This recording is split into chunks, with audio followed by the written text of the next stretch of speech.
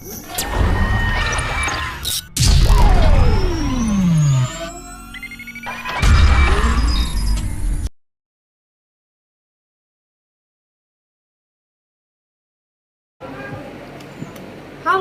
semuanya, Assalamualaikum warahmatullahi wabarakatuh.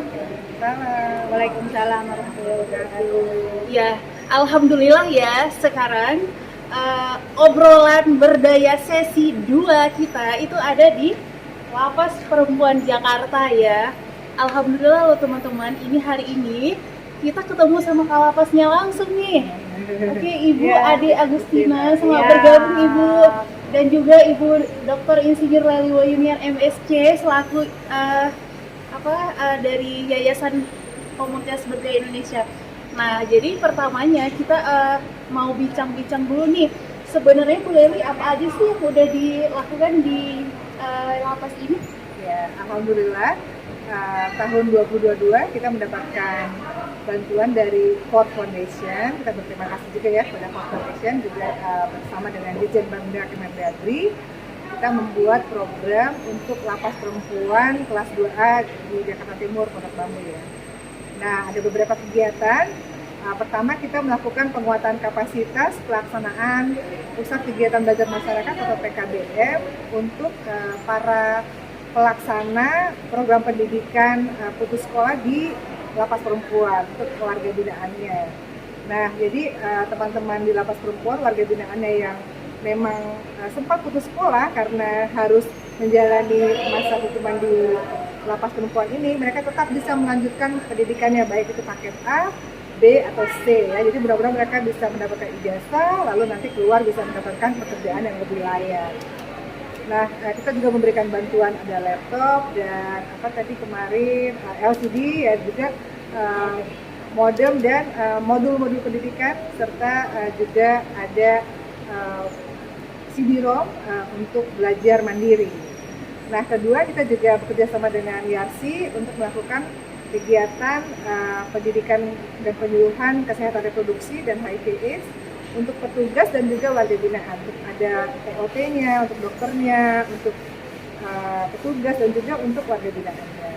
Dan yang terakhir, kita juga ada kegiatan motivasi berupa coaching untuk para petugas supaya mereka tetap semangat bekerja, melakukan pendampingan untuk warga binaan di sini. Begitu. Wow, keren banget tuh untuk di tahun 2022 ini ya. Iya. Wow, keren banget Bu Leli. Nah, sekarang kita minta sama Bu Ade, kira-kira Bu bermanfaat nggak semua program dari Bu Leli ini? Ya, baik. Terima kasih. Sebelumnya saya ucapkan pada Ibu Leli dan Mbak Anita, apa yang disampaikan tadi bahwa bagaimana sih kemanfaatannya. Kalau Mbak aja udah bilang wow keren sekali, apalagi kami ya, kami sebagai yang menikmati dari program-program yang telah diberikan, tentu dari semua warga binaan dan juga petugas, ini kebermanfaatannya sangat mendukung pada kinerja. Pertama adalah kalau bagi warga binaannya dengan Kespro, dengan ada pendidikan, ada PKBM ya, dan semuanya. Dan ini adalah selain mengisi kesehariannya mereka, karena program pembinaan harus terus berjalan, dan ini belum tentu dia mendapatkan program ini di luar sana. Ketika mereka masih berada di tidak berada di LP ya, masih ada di lingkungan masyarakat, belum tentu juga kalau dihimbau oleh lingkungan sekitarnya dia mau mengikuti itu. Tetapi ketika berada di Lapas Perempuan Jakarta, pada akhirnya bukan menjadi satu pemenuhan program saja, tetapi menjadi satu kebutuhan bagi mereka. Misalkan untuk Kespro-nya, baru menyadari bahwa itu sangat penting untuk bisa memelihara diri, kesehatan reproduksi seperti itu. Oh, ternyata harus dijaga. Kemudian juga pendidikan juga menjadi penting. Kalau di luar sana mungkin malu, udah bukan usia sekolah kok ikut sekolah seperti itu. Tapi kalau di sini sudah menjadi kebutuhan, kesempatan mereka untuk mendapatkan ijazah, dan yang lebih lagi adalah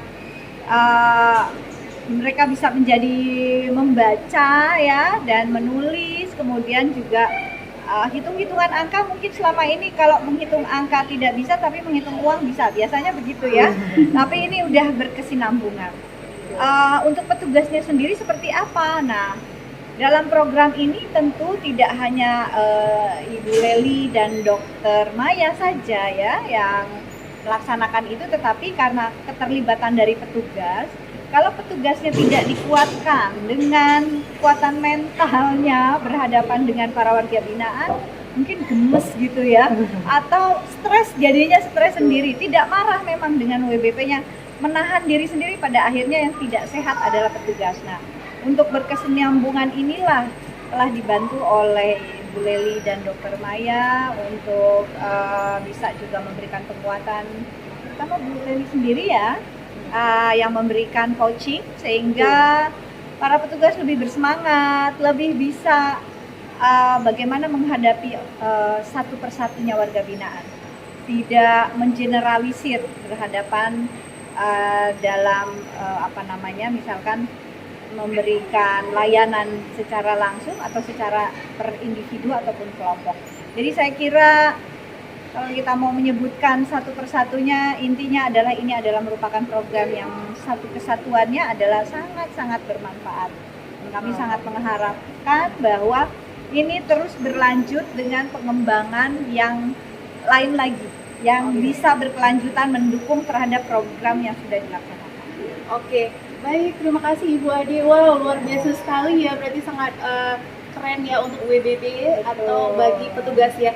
Nah, kira-kira nih, tadi kan Ibu kayak general gitu untuk ke depan. Nah, kira-kira apa sih yang spesifik dibutuhkan program ke depan? Oke, ya. Untuk tahun 2023, Bu. Baik, ini saya tidak tahu apakah masih bisa disupport oleh Ibu dari YKBI ya. Tapi kita bicara tentang YKBI gitu ya. Iya. Yang bisa disupport itu saat ini saya kira dengan untuk mengatasi overcrowding itu yang jumlah yang cukup banyak ya, kapasitas yang melebihi dari kapasitas, tentu kenyamanan hunian di dalam ya, hunian di dalam yang membuat mereka, bukan berarti nyaman itu betah ya Ibu, tetapi adalah bagaimana mereka bisa menghadapi hari-harinya dengan tinggal di satu kamar hunian yang lebih bersih, lebih sehat, lebih kondusif. Tentu sarana prasarana yang kami butuhkan adalah bagaimana menciptakan suasana itu semua di dalam kamar.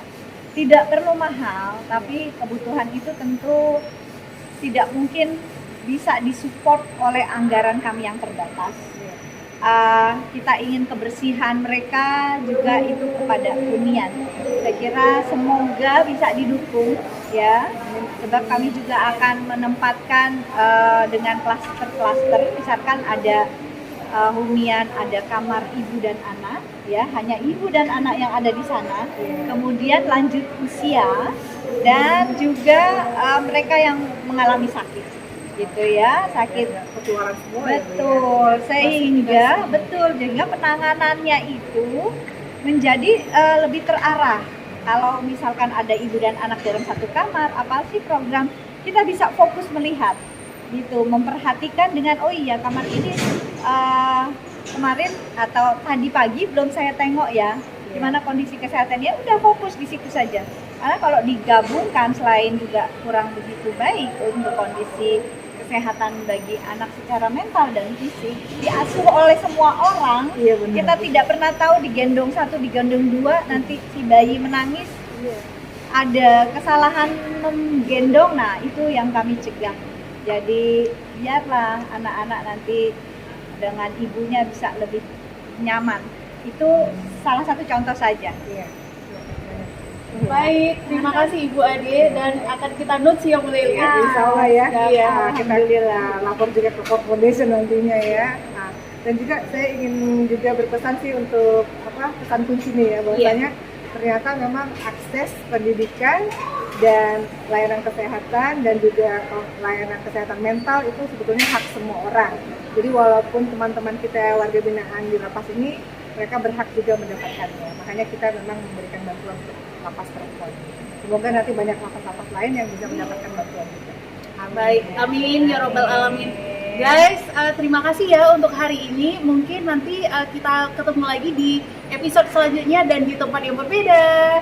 Dadah, terima kasih. Terima kasih. Assalamualaikum warahmatullahi wabarakatuh. Waalaikumsalam.